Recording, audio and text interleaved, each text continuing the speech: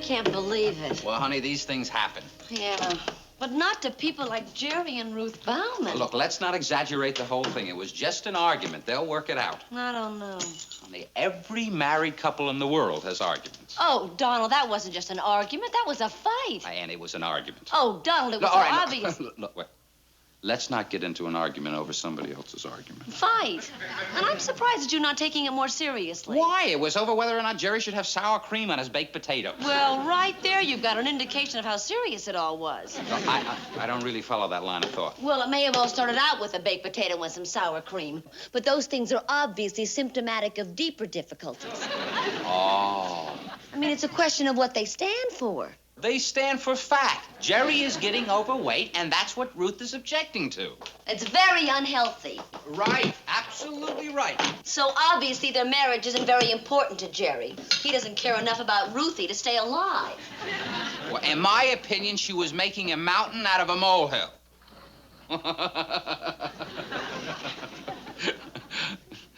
Jerry's stomach? No? Oh, Ruthie, hi. Come on in. We were just talking about you.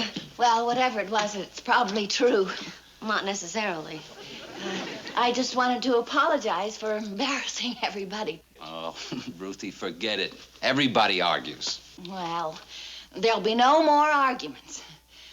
Jerry and I are in complete agreement. Oh, that's great. We're going to get a divorce. See, I told you they'd work it out. Divorce? I guess that comes as a shock. I don't suppose anybody realized or guessed how serious it all was. Well, I admit you certainly had me fooled. But not that girl.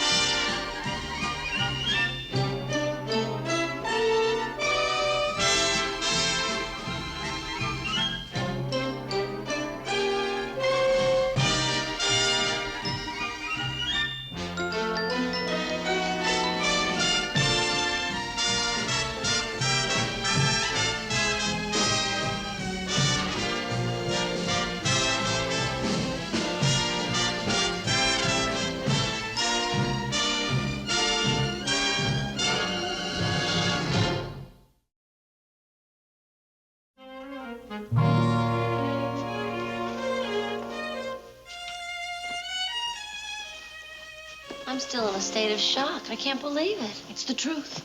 You and Jerry getting a divorce. 1 out of 4. It's a national statistic.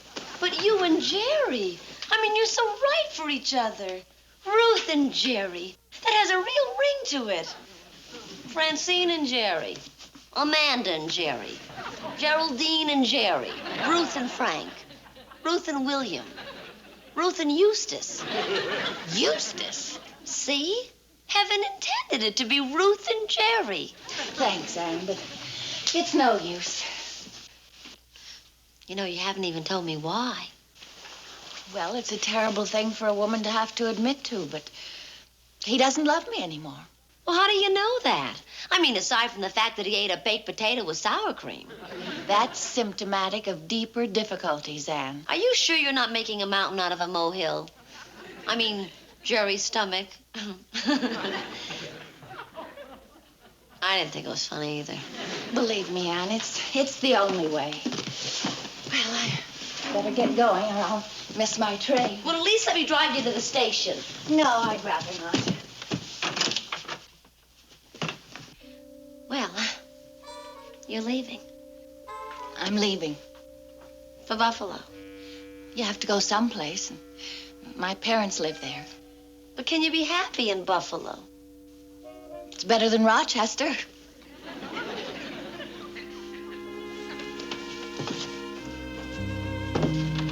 Donald, we have to talk about it. Don't you care what happens to Ruthie and Jerry? Of course I do. I'm just not so sure about the other 5,198 people at Radio City Music Hall. Do you think we disturbed them? Well, we did get a nice hand when we left. And you're beginning to show all the signs. What signs? You're going to interfere. That thought never occurred to me. Yes, it did.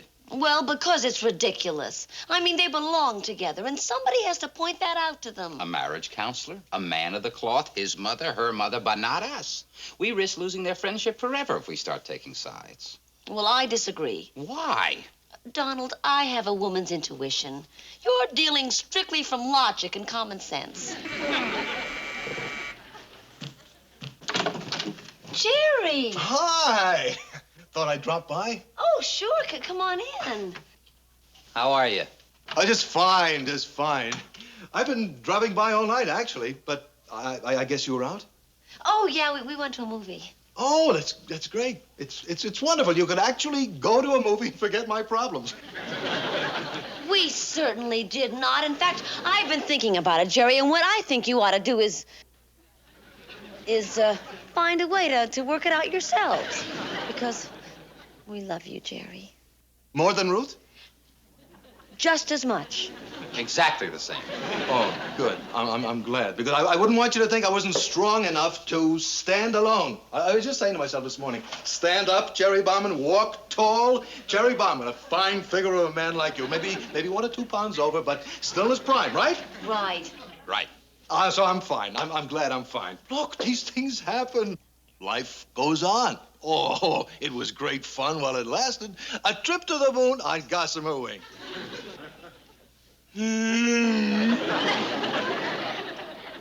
My Ruthie left me. I know, Jerry.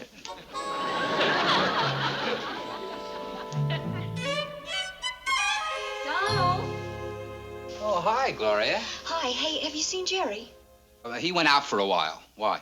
Well, I heard he was wounded in action, and I thought he might like a little first aid up at my place. Gloria, I'll give him the message, but I don't think Jerry's ambulatory yet. Oh, okay, thanks. Well, bye. Hello, Don Hollinger here. Hello, Anne-Marie here. How's it going? Jerry's out walking around somewhere. He's been pretty useless all day, but I guess that's understandable. Maybe we ought to invite him over for dinner. Honey, to be perfectly honest and just a little bit selfish, I've had him on my neck all day. Let's have dinner alone, and maybe we can get together with him later. Okay. Why don't you come over about 7? We'll have candlelight and spaghetti.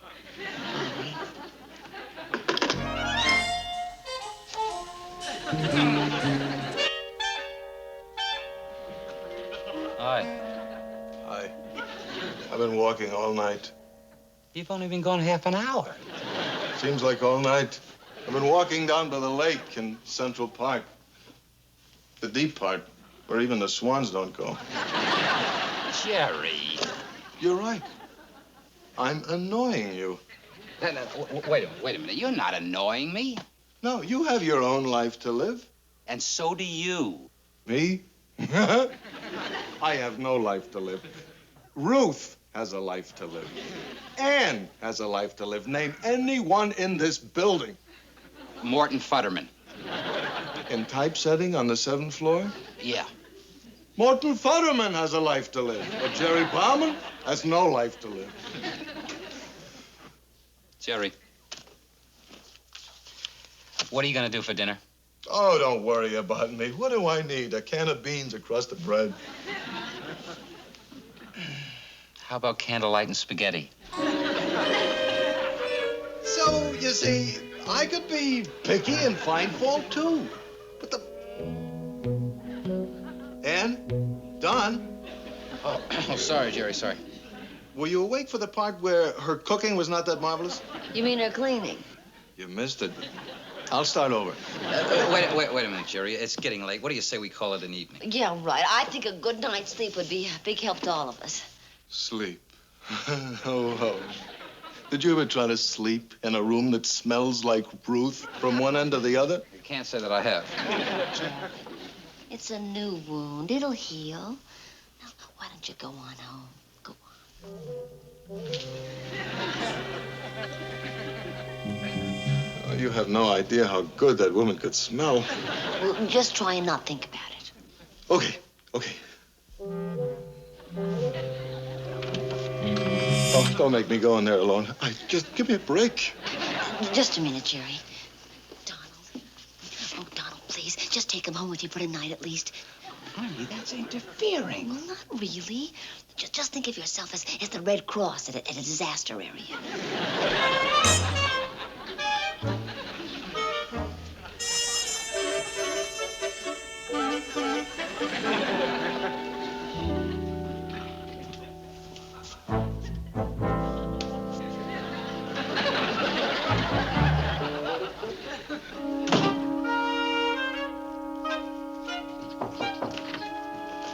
Lunch, anyone? It would be a pleasure. If anyone means strictly you and me. What happened last night? Jerry complained until dawn. You'll feel better after you've had something to eat. I made a reservation for a dark, secluded table at Le Petit Clé. Hey, now that's some fancy lunching. Well, these days we have to take our moments when we can. Oh, am I interrupting anything? Oh, no, of course certainly not. not. You going anywhere? No. Yes. Yes. I thought you might be ready for lunch. Lunch? I want to take you to show my appreciation for everything you've done. Oh, well, actually, Jerry, Ann's got a few things she has to do. Yeah, and Donald promised to help me do them. Well, go ahead and do whatever you have to do. I'll wait. You'll wait? I won't eat till you come back. Well, gee, Donald, I don't think we have to do all those things today. Yeah, fine. Okay, sure, we'd be delighted to have lunch with you, Jerry. Great. Where'll we eat? Well, gee, how about a nice, dark, secluded place like Le Petit Clé? Oh, what an interesting idea. It was Ruth's favorite place.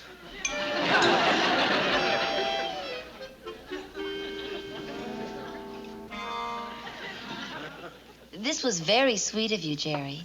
It was a terrific lunch. Last time we were here, we sat at the next table. Jerry, try not to get too emotional. No, I'm fine. I'm great. I've adjusted. Don't worry about me. A man can mourn for just so long. Excuse me, madam. Thank you. Excuse me, sir. Jerry, what is it?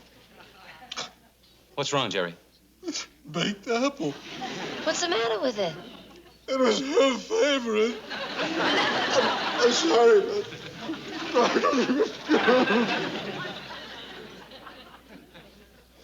L'addition, monsieur. Thank you. Jerry seems to have lost everything but his sense of timing. I never thought he'd do it to us. His two best friends. What? The old baked apple routine.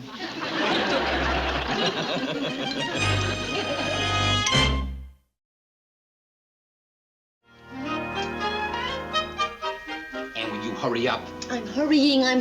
if we don't get going, he's going to come over here again. You know that. Oh, sure, it's easy for you to say. A girl's got a lot of things to do. Well, grab it. Well, sure, all you have to do is just put everything into a couple of pockets, and that's that. We've got things to decide. What color lipstick, what eyeshadow. Hurry. No. Don't answer it. How can you not answer it? By doing something else. This is killing me. I'll kill you.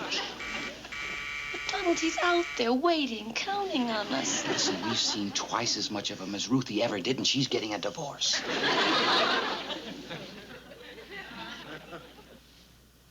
He went away. Oh, Donald. Honey, it's for his sake, too. Remember that. Now, let's get going while the going's good.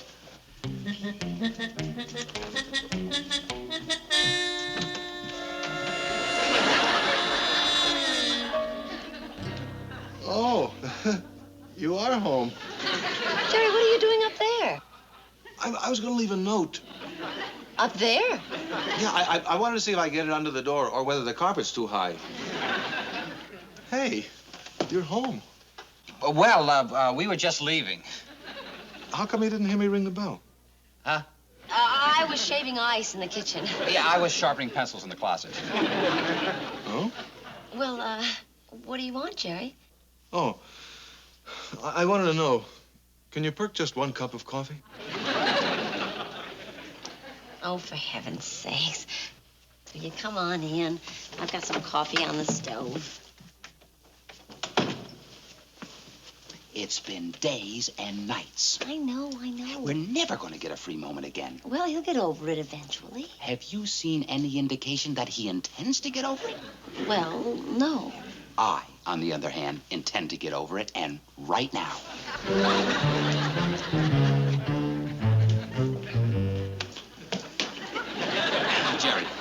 Jerry, you and I are going to have a little talk. Please, you've done enough. I know, and now you have to do something for us. Anything, buddy, anything. Jerry, look, leave us alone. Look, it's not that we don't sympathize. It's not that we don't love you like a brother. It's just that I think I would like to spend a moment alone with my girl from time to time. You're right. I mean, we haven't had one single solitary moment to ourselves since this terrible tragedy happened to the 3 of us. Despicable. I am despicable. Oh, no, look, Jerry, not really. I mean, it's understandable. I thought of myself only. Look, we just thought once in a while, a few spare moments. You know who does a thing like this? No, look, it's all right. Hitler. Oh, no, wait, I'm sorry, wait a minute. Look, Jerry, I don't want you to have any hard feelings. Hard feelings?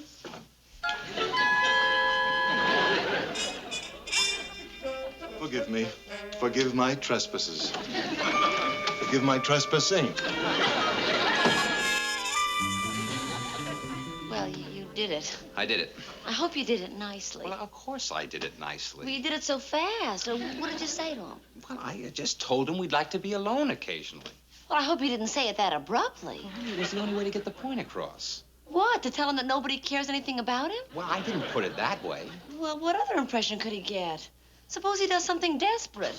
Honey, Jerry just thinks desperate. He doesn't do desperate. Yeah, well, something could just snap, Donald. I think we better do something before he does. Like what? You made up our minds not to interfere, and we haven't interfered, right? Right. And as a result, our 2 best friends are still estranged. And we're definitely getting a little testy with each other. What do you suggest? I suggest that we give up our well-intentioned resolution, which is making everybody's life miserable, and Interfere? interfere. I think it's really great that you would call me. All I'm saying is it can't be any big surprise to you. I mean, life goes on. It can go on without every night making whoopee. Well, it's just that Jerry's such an attractive man. Jerry? You just don't leave a Jerry Bauman running around loose. Why, Jerry Bauman? Look, Ruthie, I don't want to gossip. I mean, I haven't actually seen any women going into your old apartment, but I'm sure you realize it's probably just a matter of time. My old apartment? So, listen. Have you decided on Reno or the Virgin Islands? Okay, bye-bye. That was Ann. She talked to Ruth. The phone must have been off the hook when you called last night. She says she definitely got home by 2:30 the latest. Oh, great. Well, Jerry, you don't leave a Ruth Bauman running around loose. My Ruth Bauman? She's probably swinging around someplace. You know how women are when they hold it inside and then they turn it loose. There was a psychologist. Yeah, good, steady business people are always getting sick. She used to go with him, this fella. Had little beady eyes and probably on something. Yeah, you know how they are. Especially in a swinging town like Buffalo. I bet he was on something. What does it mean when you have tiny pupils? You're a kindergarten teacher? Sorry. Jerry, look. Pal, you're going to have to start going your own way, that's all. What do you say? Look at. Why not? Gloria. Did you call me, Jerry? Oh, hiya, lover baby. Hiya. How you doing? Fine. How are you doing? It's fine. Are you ready for a little S&S? I don't know. What is it? Scotch and sympathy. Well, the answer to your question is, of course. Maybe not right away, but I could call you. Okay. Listen, Jerry, why didn't you come over to Ann's with me for dinner? Oh, no, I made a solemn oath that I don't want to bug you anymore. We want you to. No. We insist. Well, I do have a few buttons that need sewing. Well, I hadn't planned on staying in Buffalo indefinitely. Anyway, that Jerry. Now, look, I didn't say to come running back. I mean, there's nothing certain. Not that it matters. Through is through. Right. All that business because I happened to express an opinion about his physical condition. Right. I've been through too much. It's too much. Absolutely. I wouldn't take Jerry Bauman back if he were crawling on his hands and knees.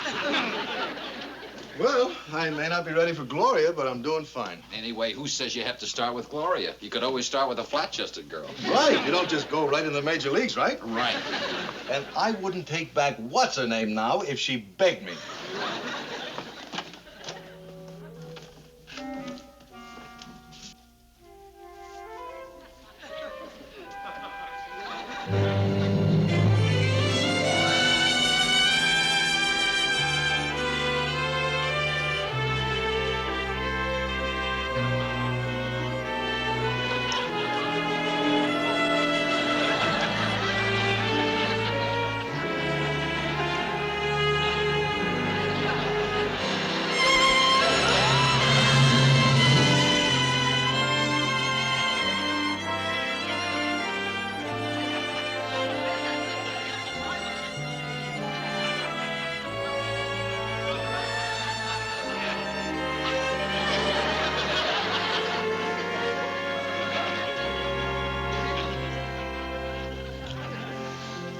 Jerry.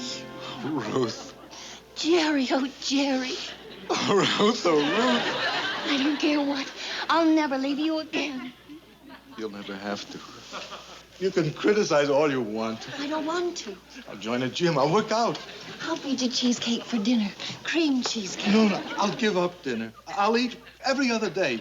A little salad, watercress sandwiches with the crust removed. I'll be anything you want me to be. Oh, Jerry, you do love me. Ruth, you smell so good.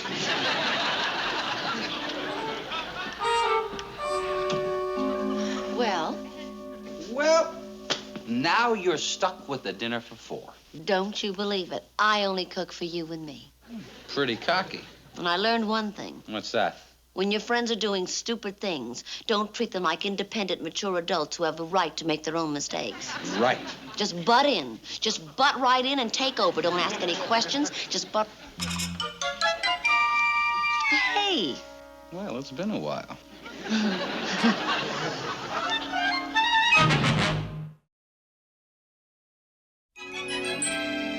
Oh, this was so nice of you. Oh, it was all pleasure. No, on top of everything, to take us out to dinner. Oh, don't give it another thought. Well, I do. And the meal you ordered, too much. Baked apple. Baked apples. Baked apples. I'm sorry, but it's baked apple. Baked apple. What was that? I think I just got stuck with a check. Oh, Jerry, you shouldn't let him get away with it. No, it's okay. The trouble with you, Jerry Bauman, you let people take advantage of you.